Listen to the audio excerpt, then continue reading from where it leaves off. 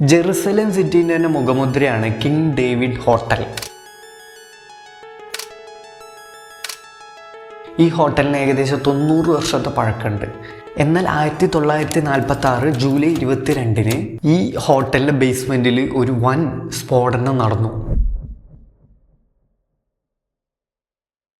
ഈ സ്ഫോടനത്തിൻ്റെ പിന്നിൽ ഇർഗൺ എന്ന് പറഞ്ഞ തീവ്ര വലതുപക്ഷ സയനിസ്റ്റ് ആശയക്കാരായിരുന്നു. ആ ഒരു സമയത്ത് ബ്രിട്ടൻ്റെ കീഴിലായിരുന്നു പാലസ്തീൻ ഉണ്ടായിരുന്നത്. ഈ ഹോട്ടലിൻ്റെ സൗത്ത് സൈഡ് ബ്രിട്ടീഷ് ഓഫീസേഴ്സിൻ്റെയും രാജകുടുംബത്തിൽപ്പെട്ടവരെയും ഇതുപോലെ പ്രധാനപ്പെട്ട ആളുകളെല്ലാം ആദ്യത്തെ വഹിച്ചിരുന്നൊരു സ്ഥലമായിരുന്നു. ഇവിടെയാണ് ഈ സയനിസ്റ്റുകൾ അവിടുത്തെ ജോലിക്കാരായി കയറിപ്പറ്റി ഈ ഒരു സ്ഫോടനം നടത്തിയത്. സൗത്ത് സൈഡിൻ്റെ വലിയൊരു ഭാഗം ഈ ഒരു സ്ഫോടനത്തിൽ ഇല്ലാതായി. 91 പേരാണ് അന്ന് അവിടെ മരിച്ചത്. ഇതാണ് മോഡേൺ വെസ്റ്റ് ഏഷ്യ നടന്ന ആദ്യകാല ടെററിസ്റ്റ് അറ്റാക്ക്. അവിടെ നിന്ന് തുടങ്ങിയ ടെററിസ്റ്റ് ആക്ടിവിറ്റി 2023 ഒക്ടോബർ 7 ഹമാസ് ഇസ്രായേലിന് നേരെ നടത്തിയ ടെററിസ്റ്റ് ആക്ടിവിറ്റി വരെ നീളും.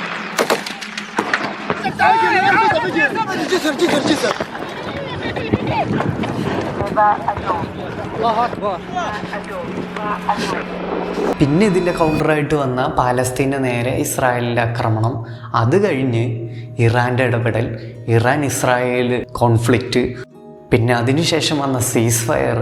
ഈ സീസ് ഫയറിന് ശേഷം ഇസ്രായേലിൻ്റെ പാലസ്തീൻ ജനങ്ങളുടെ നേരെയുള്ള അതിക്രമം, അങ്ങനെ പോവും ഈ ഒരു ലിസ്റ്റ്. ഇവിടെ ഇസ്രായേൽ ഉണ്ടായത് മുതൽ ഏറ്റവും കൂടുതൽ ബാധിക്കപ്പെട്ടത് പാലസ്തീനികൾക്കാണ്.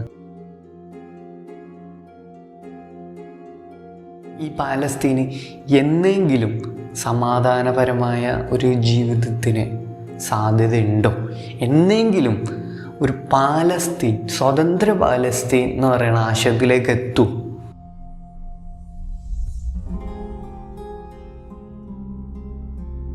സ്വതന്ത്ര പാലസ്തീൻ എന്ന ആശയത്തിൻ്റെ ഒരു ചരിത്രം നോക്കിക്കഴിഞ്ഞാൽ 1947 UN ഒരു പ്രപ്പോസൽ കൊടുത്തു.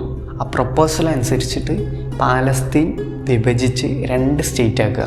ഒന്ന് അറബ് സ്റ്റേറ്റും ഒന്ന് ജൂയിഷ് സ്റ്റേറ്റും. എന്നാൽ ജൂയിഷ് സ്റ്റേറ്റ് എന്ന് പറയുന്ന ആശയം ജൂയിഷ് ഏജൻസി അനുകൂലിച്ചു. എന്നാൽ അറബ് കൺട്രീസ് പ്രപ്പോസലിനെ പൂർണ്ണമായിട്ടും നിരാകരിച്ചു. 1948 മെയ് 14 ബ്രിട്ടൻ്റെ കീഴിലെ പാലസ്തീൻ്റെ അവസാന ദിവസം. അന്നേ ദിവസം ജൂയിഷ് ഏജൻസി ലീഡറായ David Ben Gurion Tel Aviv മ്യൂസിയത്തിൽ വെച്ച് ഒഫീഷ്യലി പാലസ്തീനിൽ ഇസ്രായേൽ എന്ന പുതിയൊരു രാജ്യത്തിനെ പ്രഖ്യാപിച്ചു.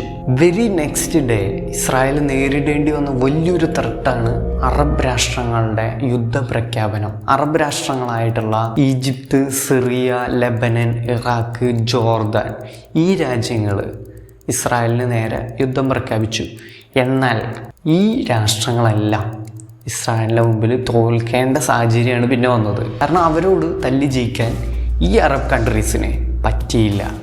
ഈ ഒരു യുദ്ധത്തിന് ശേഷം ഇസ്രായേലിന് ഭയങ്കര ലാഭമാണ് കിട്ടിയത്. കാരണം UN കൊടുക്കാമെന്ന് പറഞ്ഞ ടെറിട്ടറിനേക്കാളും കൂടുതൽ സ്ഥലം ഇവർ യുദ്ധം കാരണം പിടിച്ചെടുത്തു. ഇസ്രായേലിനെ സംബന്ധിച്ച് ഇതൊരു വാർ ഓഫ് ഇൻഡിപെൻഡൻസ് ആയിരുന്നെങ്കിൽ പാലസ്തീനെ സംബന്ധിച്ച് ഇതൊരു നഷ്ടങ്ങളുടെ കണക്ക് മാത്രമേ ഉള്ളൂ. ആയിരക്കണക്കിന് പാലസ്തീനികളാണ് അവിടെ മരിച്ചത്. 75,000 പാലസ്തീനികൾ കുടിയേറി മറ്റ് സ്ഥലങ്ങളിലേക്ക് പോവേണ്ടി വന്നു. പാലസ്തീനിലെ പല ഗ്രാമങ്ങളും പട്ടണങ്ങളും തകർന്നടിഞ്ഞു. ഈ ഒരു 47 യുദ്ധത്തിന് ശേഷം 67 6 ദിവസത്തെ യുദ്ധം നടന്നു. ഈ ഒരു യുദ്ധം 1967 ഈ ഒരു യുദ്ധത്തിന് ശേഷം ഏകദേശം പാലസ്തീന് മൊത്തമായിട്ടും ഇസ്രായേലിൻ്റെ അധീനതയിലായി. ഇന്ന് PLOൻ്റെ പാലസ്തീൻ ലിബറേഷൻ ഓർഗനൈസേഷൻ്റെ ഒരേ ഒരു ആവശ്യം സ്വതന്ത്ര പാലസ്തീൻ മാത്രമാണ്. അതും 1967 ബോർഡർ ബേസ് അനുസരിച്ച്. സിമ്പിളായിട്ട് പറഞ്ഞാൽ Gaza, west bank, east Jerusalem ഇതെല്ലാം ചേർന്ന ഒരു പാലസ്തീൻ. എന്നാൽ 1967 യുദ്ധത്തിന് ശേഷം ഇസ്രായേൽ ഈ ഒരു ആവശ്യം നിരാകരിക്കുകയാണ് ചെയ്തത്. എന്നാലും ഈ ഒരു പാലസ്തീൻ സ്റ്റേറ്റ് എന്നുള്ളൊരു ആവശ്യം വെച്ച് 1967 മുതൽ 92 വരെ പല രീതിയിലുള്ള ചർച്ചകളും നടന്നിട്ടുണ്ട്. അത് സമാധാനപരമായിട്ടുമുണ്ട്, അത്ര സമാധാനപരമല്ലാത്ത ചർച്ചകളും നടന്നു. ഇസ്രായേൽ പാലസ്തീൻ സമാധാന ചർച്ചയ്ക്ക് ഒരു മാറ്റം സംഭവിച്ചത് 92 ഇസ്രായേൽ പ്രധാനമന്ത്രിയായിട്ട് ഇറ്റ്സക് റാബിൻ അധികാരമേറ്റപ്പോഴാണ്. ഈ ഒരു സമയത്ത് ഹമാസ് ഇസ്രായേലിൽ ചാവേർ ആക്രമണങ്ങളുടെ ഒരു സീരീസ് തന്നെ നടത്തിയൊരു സമയമായിരുന്നു. ഇത് കാരണം ഇസ്രായേലിൻ്റെ സ്വൈര്യ ജീവിതത്തിന് തന്നെ കാര്യമായിട്ട് ഇത് ബാധിച്ചു. അതുപോലെ PLOൻ്റെ നേതാവായ യാസർ അറഫാത്തിനും ഇന്റർനാഷണലി ഒരു ജനപ്രിയതയെല്ലാം കൂടി വരുന്ന ഒരു സമയം കൂടിയാണത്.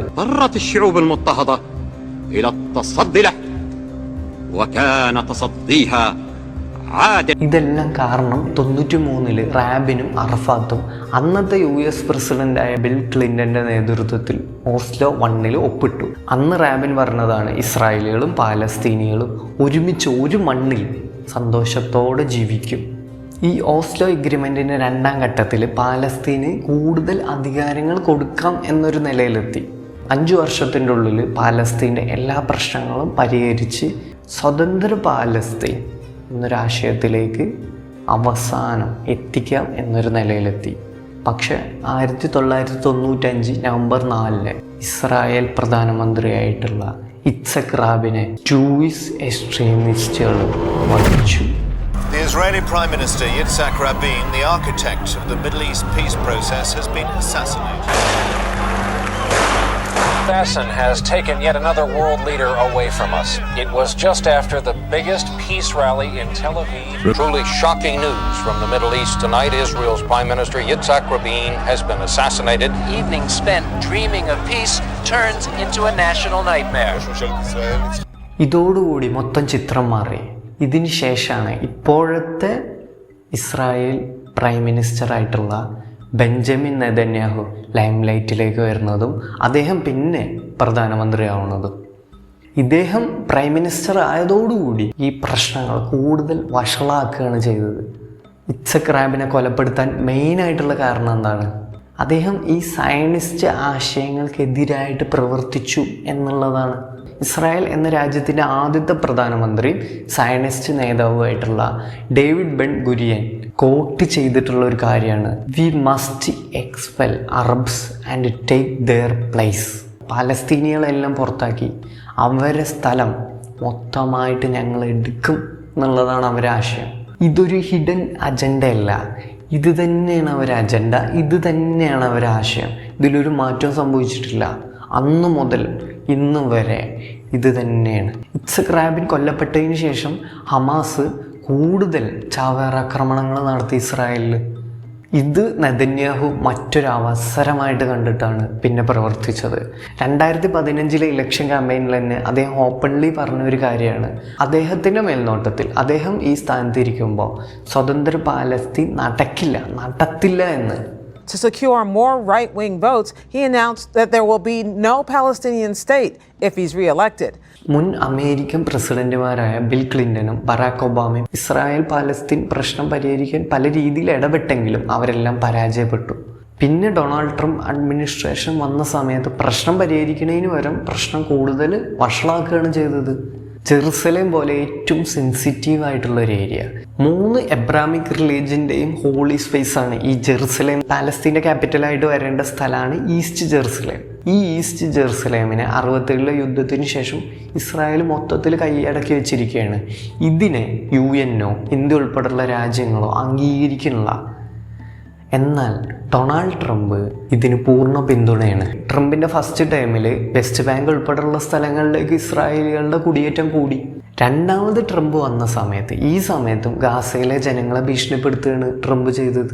The US will take over the Gaza Strip and we will do a job with it too.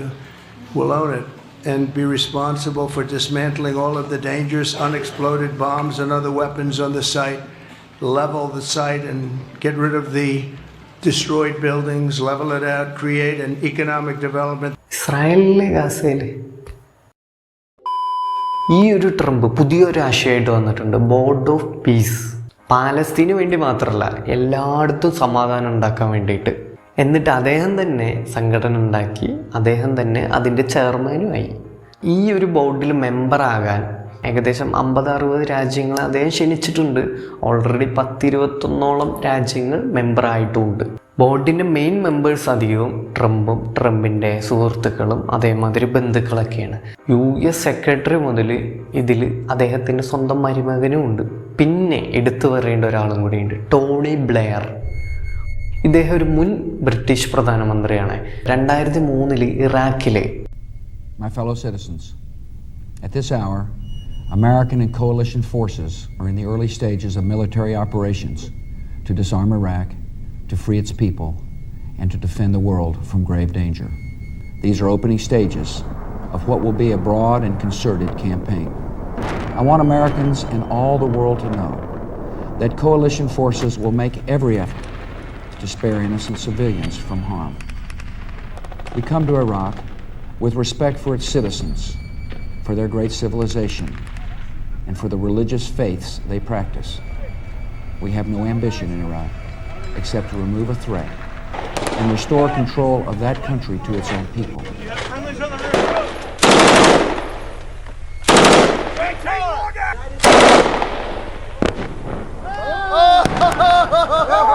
Convict 7-8. 2003 ഇറാഖിൻ്റെ കൈവശം അതിഭീകരമായിട്ടുള്ള നശീകരണ സ്വഭാവമുള്ള വലിയ വലിയ ആയുധങ്ങളുണ്ട് എന്നും പറഞ്ഞ് ബ്രിട്ടൻ ഒരു തരത്തിലും ത്രട്ടല്ലാത്ത ഇറാഖിൽ കയറി പ്രശ്നം ഉണ്ടാക്കാൻ കൂടെ നിന്ന വ്യക്തിയാണ് ഈ ഒരു ടോണി ബ്ലെയർ.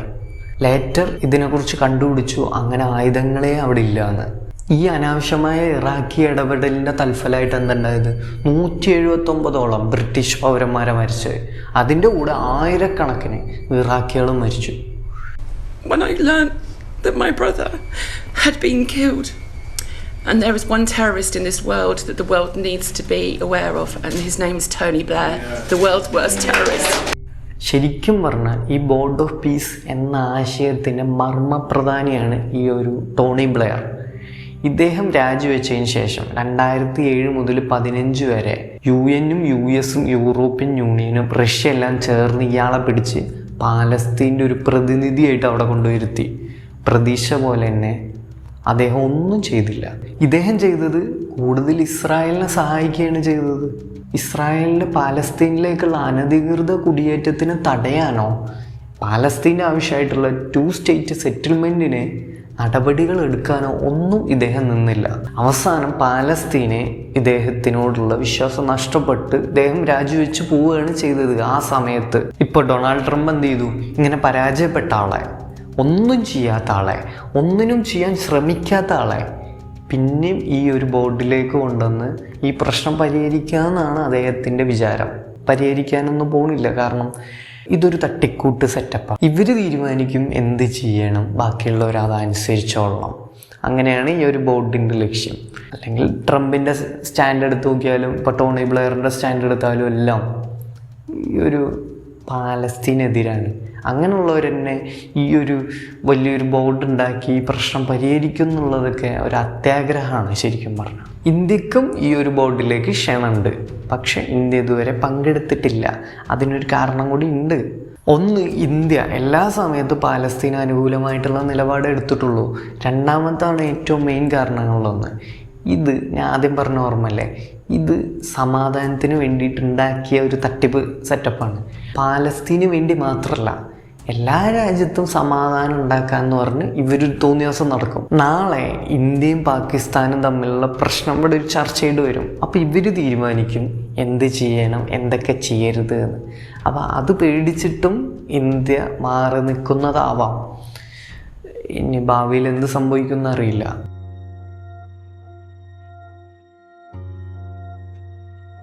അന്ന് ഓസ്ലോ എഗ്രിമെൻ്റ് നടന്നിരുന്നെങ്കിൽ ഇന്നൊരു സ്വതന്ത്ര പാലസ്തീൻ അവിടെ ഉണ്ടാവുമായിരുന്നു. അത് പക്ഷേ ഈ സയനിസ്റ്റുകൾക്ക് പറ്റിയ കാര്യമല്ലല്ലോ. ബെഞ്ചമിൻ നെതന്യാഹു ഉള്ളിടത്തോളം കാലം, ഈ എക്സ്ട്രീം സയനിസ്റ്റുകൾ ഉള്ളിടത്തോളം കാലം സ്വതന്ത്ര പാലസ്തീൻ എന്ന് പറയുന്ന ആശയത്തിലേക്ക് അവരെത്തിക്കില്ല. അതുമാത്രമല്ല, ഡൊണാൾഡ് ട്രംപ് എന്ന് പറയുന്ന അമേരിക്കൻ പ്രസിഡൻ്റ് ഉള്ളപ്പോഴും അതൊരു ബാലികേറ മലയാണ്. ഇനി എല്ലാ രാജ്യങ്ങളും ഒരുമിച്ച് നിന്ന്, ഇന്ത്യ ഉൾപ്പെടെയുള്ള രാജ്യങ്ങൾ, യൂറോപ്യൻ രാജ്യങ്ങൾ, ആഫ്രിക്കൻ രാജ്യങ്ങൾ, ഈ GCC കൺട്രീസ് എല്ലാവരും ഒരുമിച്ച് നിന്ന് സ്വതന്ത്ര പാലസ്തീന് വേണ്ടി ഇടപെട്ടാൽ മാത്രമേ ഉള്ളൂ അത് നടക്കുകയുള്ളൂ. അതിനുള്ള സാധ്യതകളെങ്കിലും ഉള്ളൂ.